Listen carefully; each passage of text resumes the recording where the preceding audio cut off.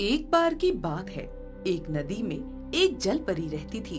वो पानी के अंदर खुशी खुशी अपना जीवन व्यतीत कर रही थी कि तभी एक दिन उसे पानी के ऊपर से किसी बच्चे की रोने की आवाज सुनाई देती है। वो आवाज सुनकर जल परी हैरान रह जाती है। अरे ये क्या, बच्ची की रोने की आवाज, वो भी नदी के बीचों बीच। ये कैसी माया है, ये भला कैसे हो सकता है? अभी ऊपर जाकर देखती हूँ। जलपरी तैरते हुए पानी की सतह पर पहुँच जाती है और ये देखकर चौंक जाती है कि पानी के ऊपर एक टोकरी तैर रही थी और टोकरी के अंदर एक नवजात बच्ची रोई जा रही थी। अरे कितनी छोटी बच्ची है, लेकिन ये यहाँ कैसे पहुँची भला, वो भी नदी के बीचों बीच। ओह, अब मैं क्या करूँ? जलपरी बच्ची को इस तरह रोते हुए देख नहीं पाती। उसे उसके लिए बहुत दुख होने लगता है, लेकिन वो उसे अपने साथ भी नहीं रख सकती थी, क्योंकि वो भला एक पानी के अंदर रहने वाली जलपरी इंसान के बच्चे का ध्यान कैसे रखती। इसलिए वो सोचती है, एक काम करती हूँ, इसे पानी के किनारे तक ले जाती हूँ। शायद कोई इंसान इसे देख ले और इसको अपने साथ ले जाए। वैसे भी ये बच्ची बहुत भाग्यशाली दिखती है, जहाँ भी जाएगी उस घर में खुशियाँ छा जाएगी। इतना कहकर जलपरी उस बच्ची को नदी के किनारे तक ले जाने लगती है। नदी के पास में एक गांव था, जहाँ पर बहुत गरीब मछुआरा रहा करता था। वो नदी से मछलियाँ बेचकर किसी तरह अपने घर का गुजारा कर रहा था। आज भी वो नदी में अपनी नाव पर बैठकर मछलियाँ पकड़ने की कोशिश में लगा हुआ था। अरे एक हफ्ते से एक भी मछली नहीं मिली मुझे। घर में अनाज का एक दाना तक नहीं बचा है। अब ऐसा ही चलता रहा तो मुझे अपनी ये नाव बेचनी पड़ेगी, वरना हम तो भूखे मर जाएंगे। मछुआरा ये सब सोचते हुए मछली पकड़ने की कोशिश कर ही रहा था कि तभी उसे वो टोकरी तैरते हुए उसकी ओर आती दिखाई देती है। अरे वो क्या है? टोकरी पानी में? अरे और उसमें से तो बच्ची की रोने की आवाज आ रही है। मुझे जाकर देखना होगा। मछुआरा नाव को आगे बढ़ाता है और ये देखकर हैरान हो जाता है कि टोकरी को आगे लेकर एक जलपरी लेकर आ रही है।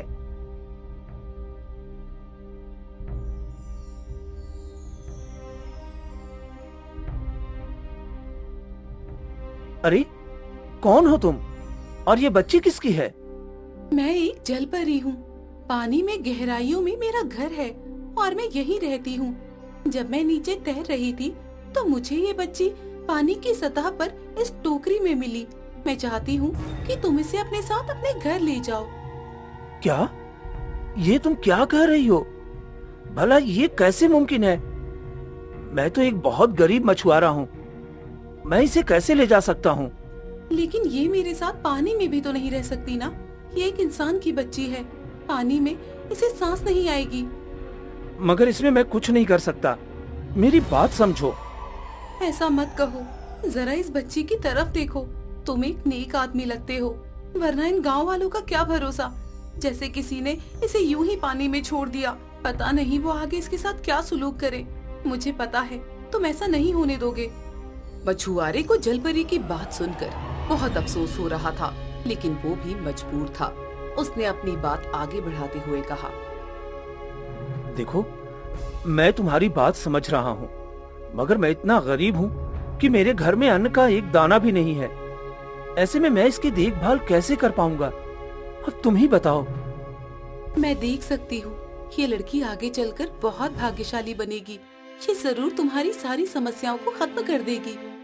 जलपरी की ये बातें सुनकर मछुआरा उस बच्ची की तरफ देखता है। वो बच्ची अभी भी रोई जा रही थी और अब मछुआरे से रहा नहीं जाता। वो उसे अपनी गोद में उठा लेता है।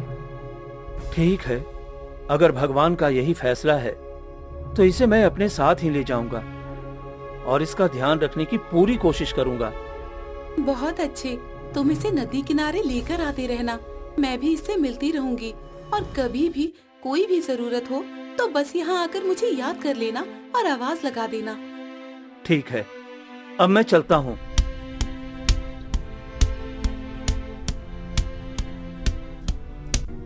फिर क्या था, मछुआरा उस बच्ची को लेकर सीधा अपने घर चला जाता है। वहाँ उसकी पत्नी सुनीता उसका इंतजार कर रही थी। अरे ये क्या, ये बच्ची किसकी है? इसे घर लेकर क्यों आए हो? और इसके माता पिता कहाँ हैं? आज से ये हमारी बच्ची है सुनीता। क्या? अरे कैसी बातें कर रहे हो? तुम होश में तो हो ना? क्या? फिर तो बिल्कुल सही किया आपने जो इसे अपने घर ले आए। भला इन गांव वालों का क्या भरोसा। हम इस मासूम बच्ची का ध्यान रखेंगे और न जाने कौन पापी था जिसने ऐसी छोटी बच्ची को नदी में फेंक दिया। आप चिंता मत कीजिए, अगर भगवान ने इसे हम तक पहुंचाया है तो वो इसे पालने का रास्ता भी हमें जरूर दिखाएंगे। अरे क्या पता ये बच्ची अपना भाग्य लेकर आई हो। मैं अभी इसके लिए दूध लेकर आती हूँ। सुनीता की इस बात से मछुआरे को भी कुछ राहत मिलती है। फिर वो दोनों बच्ची को दूध पिलाकर सो जाते हैं। दोनों ने अपनी बच्ची का नाम पीहू रखा था। अगले दिन सुबह सुबह ही मछुआरा जल्दी उठकर नदी में मछलियाँ पकड़ने चला जाता है। किस्मत से आज उसे कई मछलियाँ भी मिल जाती हैं। अरे वाह, ऐसे तो यहाँ एक भी मछली नहीं मिलती थी और आज इतनी सारी एक साथ मिल गई। ये तो कमाल हो गया। इससे तो मेरी सारी समस्या ही हल हो जाएगी। मछुआरा उन मछलियों को लेकर बाजार में बेचने आ जाता है और उसे बहुत मुनाफा भी होता है। इसी तरह से उसे हर रोज नदी से कई सारी मछलियाँ मिलने लगती हैं। ये बात किसी चमत्कार से कम नहीं थी। सुशीला, जब से हमारी बच्ची इस घर में आई है हमें दोगुना मुनाफा होने लगा है। अगर इसी तरह से चलता रहा तो हमें कभी भी पैसों की दिक्कत नहीं होगी। हाँ, सच कहा आपने। मैंने तो कहा ही था आपको कि ये अपना भाग्य लेकर आई है। इतना कहकर सुशीला चुप हो जाती है, मगर मछुआरा देखता है कि उसकी पत्नी कुछ परेशान सी थी। क्या हुआ सुशीला, तुम इतना परेशान क्यों नजर आ रही हो? क्या बताऊं, गांव के लोग हमारी बच्ची के बारे में उल्टी सीधी बातें कर रहे हैं। वो सवाल उठाते हैं कि ये बच्ची किसकी है। अरे किसी से क्या मतलब, ये बच्ची हमारी है। सुशीला, तुम इन गांव वालों की बातों पर बिल्कुल ध्यान मत दो। इनका तो काम ही है बोलना। ये तो कुछ न कुछ बोलते ही रहेंगे। हाँ, शायद आप सही कह रहे हैं। छोड़िए ये सब, अब मुझे किसी की परवाह नहीं। मैं अभी जाकर आपके लिए अच्छा सा खाना बनाती हूँ। आपने आज काफी मेहनत की है ना। सुशीला खाना बनाने में लग जाती है और मछुआरा भी अपने काम करने लगता है। इसी तरह से दिन बीतने लगते हैं और कब मछुआरे की बेटी 5 साल की हो जाती है पता ही नहीं चलता। समय के साथ अब मछुआरे की भी आर्थिक स्थिति पहले से बहुत बेहतर हो चुकी थी और गांव के लोग इस बात से बहुत जलते थे। उन्हीं में से एक मछुआरे का पड़ोसी था मनोज। जब से इस बेवकूफ मछुआरे के घर में वो बच्ची आई है, इसकी तो जैसे लॉटरी लग गई हो। नहीं, मुझसे इसकी खुशी नहीं देखी जाती। मुझे तो कुछ करना ही पड़ेगा। पेशे से मनोज एक सपेरा था और उसने सोच लिया था कि आगे वो क्या करने वाला है। मनोज एक बहुत ही दुष्ट आदमी था। उससे मछुआरे की तरक्की बिल्कुल देखी नहीं जा रही थी। इसलिए एक दिन वो सीधा जंगल की तरफ जाता है और वहाँ कुछ ढूंढने लगता है।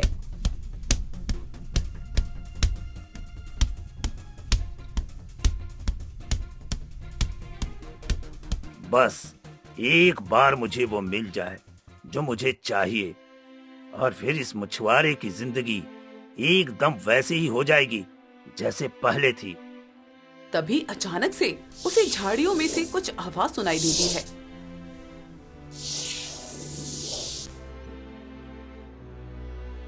जैसे ही वो मुड़कर देखता है तो मुस्कुरा देता है। उसके ठीक पीछे एक बहुत ही जहरीला सांप बैठा हुआ था। आखिर मिल गया जिसे मैं ढूंढ रहा था। अब आएगा मजा। मनोज जल्दी से अपने झोले से बीन निकालता है और उसे बजाने लगता है। ऐसा करने से वो सांप वश में हो जाता है और मौका पाते ही मनोज उसे बक्से में बंद कर लेता है। मिल गया मुझे इस जंगल का सबसे जहरीला सांप। अब सबक सिखाता हूँ इस मछुआरे के बच्चे को। अरे नहीं नहीं, इस मछुआरे की बच्ची को। ये सोचकर मनोज उस सांप को अपने साथ गांव ले जाता है। वो मछुआरे के घर की खिड़की से झांक कर देखता है कि अंदर कौन कौन है। सुनीता, चलो, हमें देर हो रही है। बाजार जाकर जल्दी से ये मछलियाँ बेच कर आनी है। अरे आज तुम्हें मेरे साथ चलना होगा। हाँ हाँ, बस आ रही हूँ। बेटा पीहू, तुम यहाँ घर के अंदर ही रहना और खेलना। बाहर बिल्कुल मत निकलना। बाहर लोग अच्छे नहीं हैं। और कोई आए तो दरवाजा भी मत खोलना। ठीक है माँ। अरे मेरी बच्ची बहुत समझदार है, वो कुछ भी ऐसा नहीं करेगी। अब चलो भी यहाँ से। अरे हाँ हाँ चलती हूँ। फिर मछुआरा और सुनीता घर से कहीं चले जाते हैं। ये देखकर मनोज और ज्यादा खुश हो जाता है। अरे वाह, इससे अच्छा मौका तो मुझे मिल ही नहीं सकता। इस वक्त इस मछुआरे की ये जादुई बच्ची घर पर अकेली है। मैं अभी इस जहरीले सांप को घर के अंदर छोड़ देता हूँ, फिर आएगा मजा। फिर मनोज खिड़की से उस सांप को मछुआरे के घर में छोड़ देता है। घर के अंदर पीहू अकेली बैठी खेल रही थी। पता नहीं माँ पिताजी कब वापस आएंगे मछलियाँ बेचकर। तब तक मैं क्या करूँ? मुझे अकेले तो अच्छा ही नहीं लग रहा है। पीहू खुद से बातें करने में व्यस्त थी और ध्यान ही नहीं देती कि कब उसके पीछे वो जहरीला सांप आकर बैठ गया था। सांप ने धीरे से पीहू को काट लिया और पीहू दर्द से चीख उठी। आह आह, ये क्या है? अरे नहीं, सांप सांप बचाओ। लेकिन इससे पहले कोई आता और उसकी मदद करता, पीहू दर्द से वही बेहोश हो जाती है और उसका शरीर नीला पड़ने लगता है। ये सब देखकर मनोज वहाँ से अपने घर भाग जाता है। मेरा काम हो गया, अब मैं यहाँ से चलता हूँ, उसी में भलाई है। उधर मछुआरे को भी अपनी पत्नी सुनीता के साथ घर वापस लौटने में बहुत देर लग जाती है। जब वो दोनों वापस लौट रहे होते हैं तो अपनी बच्ची को इस हालत में बेहोश पड़ा देखते हैं और उनके पैरों तले जमीन खिसक जाती है। हे भगवान, ये क्या हो गया? मेरी बच्ची, ये क्या हो गया इसे? पीहू, ये तुझे क्या हो गया बेटा? ये कुछ बोल क्यों नहीं रही है जी? कुछ करिए, जल्दी से कुछ करिए। घबराई हुई सुनीता की नजर सांप के डसने के उस निशान पर पड़ती है और उसके होश ही उड़ जाते हैं। हे भगवान, इसका तो पूरा शरीर ही नीला पड़ गया है। अब हम क्या करें? जरूर इसे किसी जहरीले सांप ने काटा है। ये देखिए, सांप के डसने का निशान भी है इसके हाथ पर।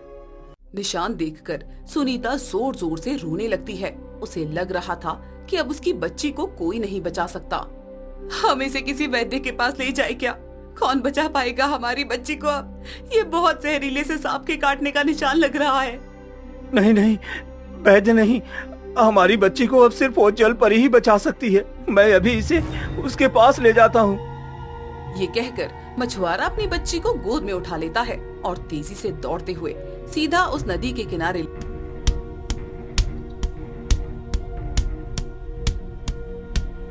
वहाँ पहुँचकर मछुआरा उसे नदी किनारे लिटा देता है और जलपरी को आवाज लगाने लगता है। कहाँ हो तुम जलपरी? अरे कहाँ हो तुम? आज मुझे तुम्हारी मदद की जरूरत है। मेरी बच्ची की हालत बहुत खराब है। अगर तुम जल्दी नहीं आई तो ये मर जाएगी। जहर पूरे शरीर में फैल जाएगा। मछुआरा रोते हुए जलपरी को आवाज लगाने लगता है, लेकिन बहुत देर तक आवाज लगाने के बाद भी जलपरी नहीं आती। इस बात से वो बहुत निराश होकर अपनी बेटी के शरीर के पास बैठ जाता है। अब मैं तुम्हें कैसे बताऊं मेरी बच्ची? तुम मेरे जीवन में आई और तुमने सब कुछ अच्छा कर दिया। अब तुम मुझे ऐसे छोड़कर नहीं जा सकती हो। अगर तुम्हें कुछ हुआ तो मैं भी अपनी जान दे दूंगा। मछुआरे ने भी प्राण त्यागने का निर्णय ले लिया था, लेकिन तभी जलपरी पानी से निकलकर वहाँ आ जाती है। तुमने मुझे आवाज लगाई, क्या हुआ? जलपरी को देखकर मछुआरा बहुत खुश हो जाता है। तुम आ गई। इतनी देर क्यों लगाई? ये देखो मेरी बच्ची को। देखो इसे क्या हो गया है। इसे सांप ने काट लिया है और इसका पूरा शरीर नीला पड़ चुका है। ये होश में भी नहीं आ रही है। जलपरी पीहू को देखकर बहुत परेशान हो गई। क्या? इसे जल्दी से मेरे पास लेकर आओ। जरूर इसे किसी बहुत जहरीले सांप ने काटा है। लेकिन ये सांप तो सिर्फ जंगल में ही मिलते हैं, तो फिर यहाँ कैसे? मैं ये सब नहीं जानता। बस तुम पहले इसे ठीक कर दो, कहीं से कुछ न हो जाए। मैं मर जाऊंगा अगर इसे कुछ हुआ तो। जलपरी मछुआरे की बेटी के ऊपर हाथ फेरती है और आंख बंद करके कुछ बोलने लगती है। देखते ही देखते बेटी का शरीर नीले से फिर से पहले जैसा होने लग जाता है और सारा जहर उतर जाता है। थोड़ी ही देर में उसे होश भी आ जाता है। मैं समझ चुकी हूँ ये किसने किया है। मैंने जब तुम्हारी बेटी के शरीर को छुआ तो मुझे ये भी दिख गया कि उसे किस सांप ने काटा है और वो सांप वहाँ कैसे पहुँचा। क्या किसी ने जानबूझकर ऐसा किया? मगर क्यों और किसने? मुझे बताओ, मैं उसे छोड़ूंगा नहीं। हाँ, ये सब तुम्हारे पड़ोसी मनोज ने किया है, जलन की वजह से। लेकिन अब तुम्हें कुछ करने की जरूरत नहीं है। उसे अपनी गलती की सजा खुद ही मिलने वाली है। मगर कैसे? उसे कौन सजा देगा? किसी को जब पता ही नहीं कि उसने किया है तो सजा कैसी? जाओ, वापस गांव लौट जाओ, तुम्हें खुद ही पता चल जाएगा। अब मुझे भी यहाँ से जाना होगा। ये सुनकर मछुआरा अपनी बेटी को लेकर वापस गांव लौट जाता है। वो जैसे ही अपने घर पहुँचता है तो देखता है कि पड़ोस के मनोज के घर के बाहर गांव वालों की बहुत भीड़ लगी हुई थी। ये देखकर मछुआरा एक गांव वाले से पूछता है, क्या हुआ भाई? यहाँ इतनी भीड़ क्यों है भला? आखिर यहाँ क्या हो रहा है? अरे भैया, ये जो मनोज है ना, इसने महल से कई हीरे जवाहरात की चोरी की है, वो भी अपने सांपों की मदद से। क्या सच में? इसका मतलब कि ये आदमी बहुत नीच है। हाँ, उसने अपने जहरीले सांपों की मदद से महल की तिजोरी के रक्षकों को मरवा दिया और फिर खुद वहाँ घुसकर इसने चोरी की। लेकिन महाराज ने इसे पकड़ लिया, तभी तो महल के सैनिक उसे पकड़कर ले जा रहे हैं। अब इसे उम्र कैद की सजा होगी। मछुआरा समझ जाता है कि जल परी इसी सजा की बात कर रही थी और ये ऊपर वाले का ही इंसाफ था कि मनोज को उसके कर्मों का फल मिल गया। अच्छा, तो इस तरह से मिलेगी इस मनोज को अपने किए की सजा। सच ही कहा है किसी ने, आपके कर्म ही आपके आगे आते हैं। इसने मेरी मासूम बच्ची को नुकसान पहुंचाना चाहा, इसलिए इसे ऊपर वाले ने ही सजा दे दी। मछुआरा मुस्कुरा देता है और अपने घर वापस लौट जाता है। इसके बाद वो, सुनीता और उसकी बच्ची खुशी खुशी साथ में रहने लगते हैं और उसकी तरक्की बढ़ती ही जाती है। अब तो मनोज समय समय पर अपनी बच्ची को जलपरी से भी मिलवाने ले जाने लगता है और इसी तरह सब कुछ अच्छा हो जाता है।